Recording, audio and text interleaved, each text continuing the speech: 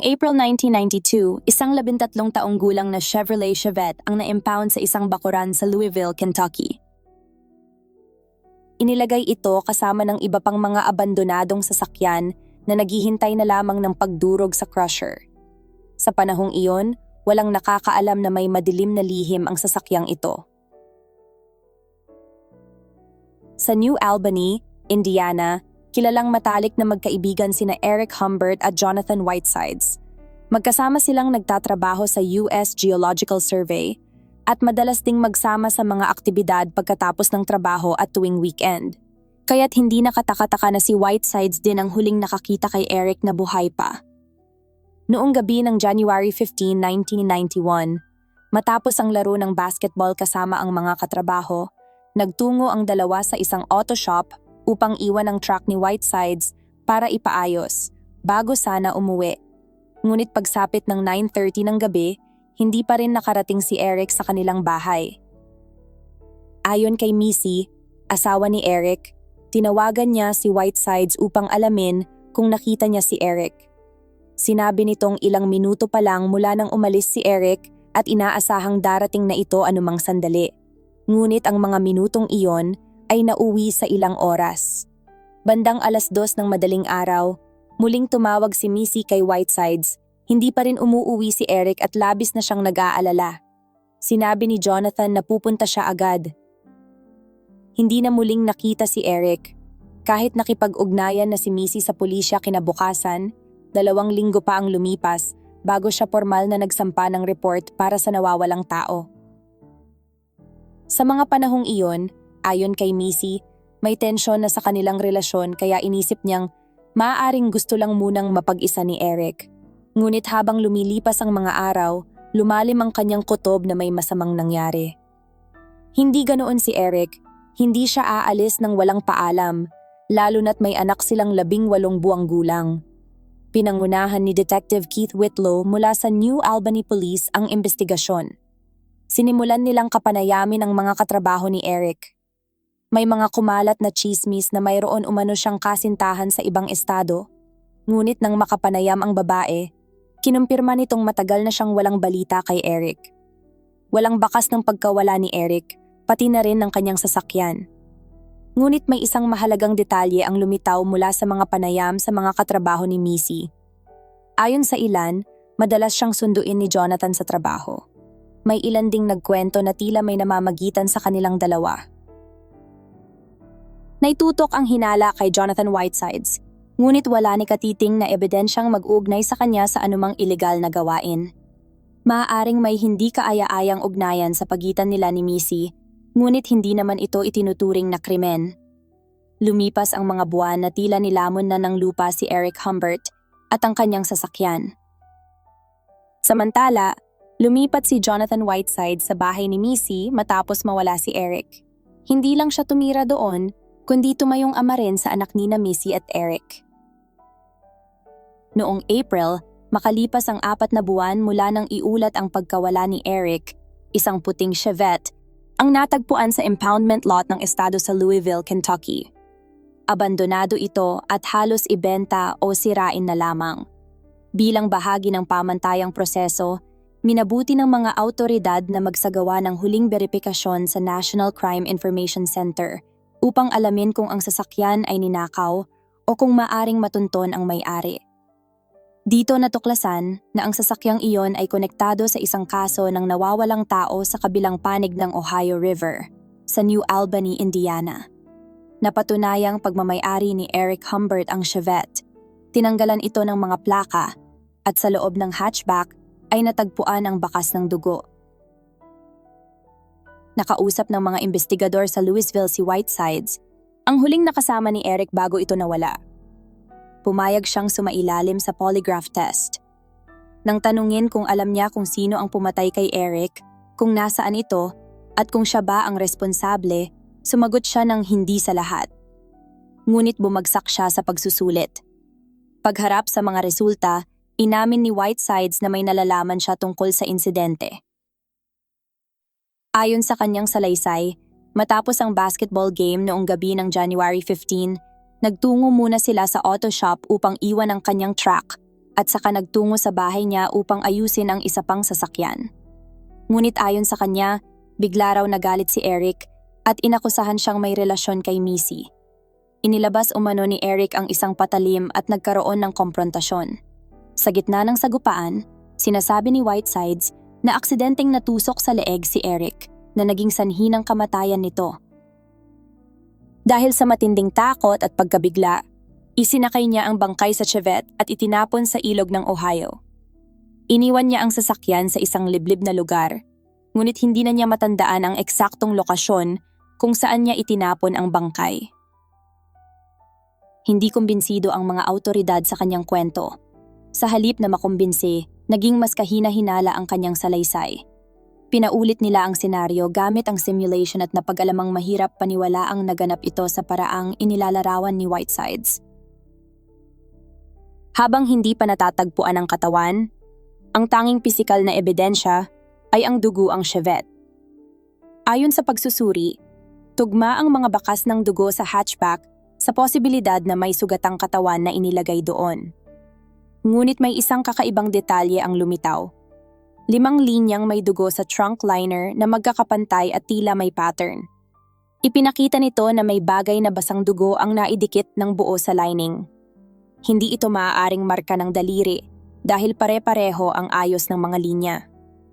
Bagamat kapansin-pansin ang mantsa ng dugo sa loob ng sasakyan, wala pa ring malinaw na kahulugan ang presensya nito. Subalit nang silipin ang loob ng hood ng Chevette, natuklasan ng mga investigador ang mas malawak na bakas ng dugo. Sa gitna nito ay isang hibla ng maliwanag na berdeng tela na walang makapagpaliwanag kung saan nanggaling o ano ang kaugnayan nito sa insidente. Mas lalo pang naging misteryoso ang sitwasyon nang matagpuan sa loob ng makina ang tila piraso ng laman.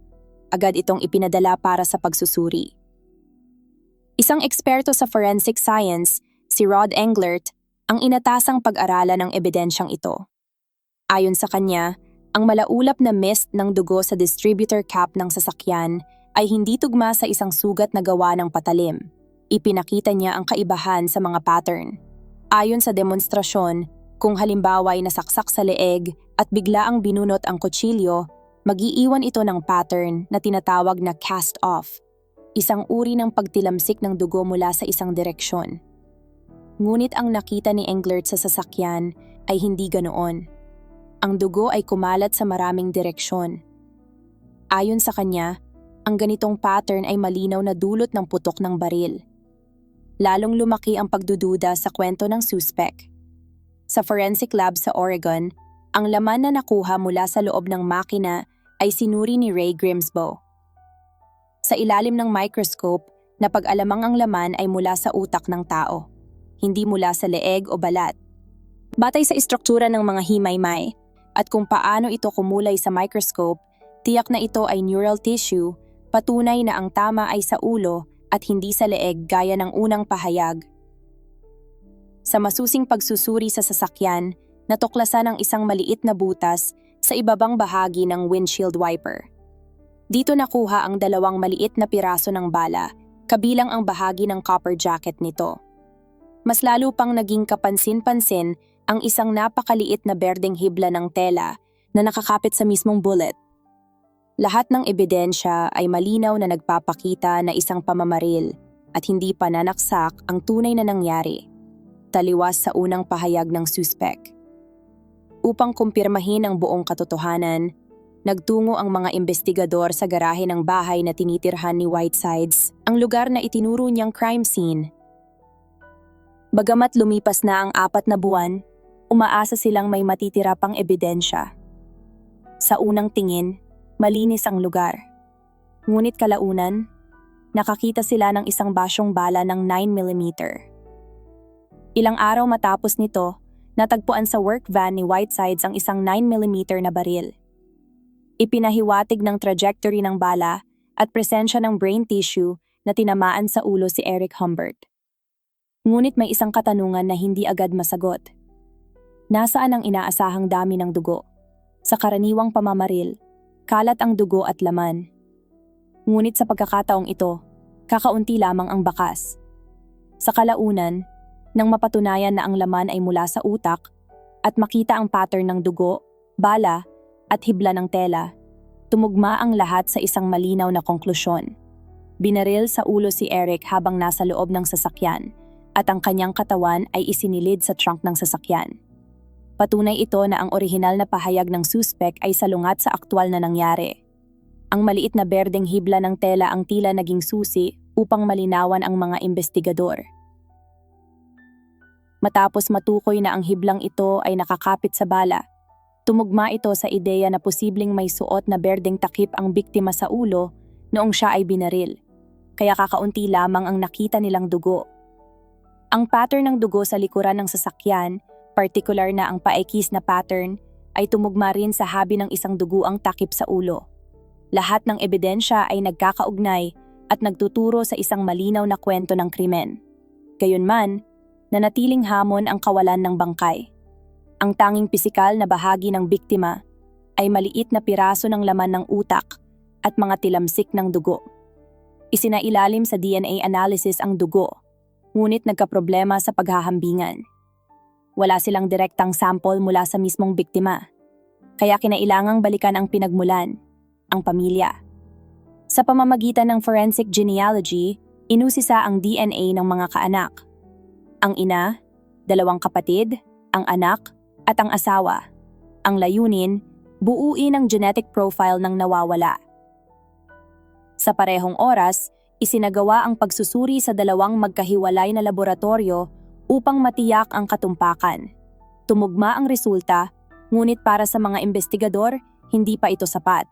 Nagdesisyon silang kumuha pa ng karagdagang ebidensya mula sa ama ng biktima na matagal nang pumanaw.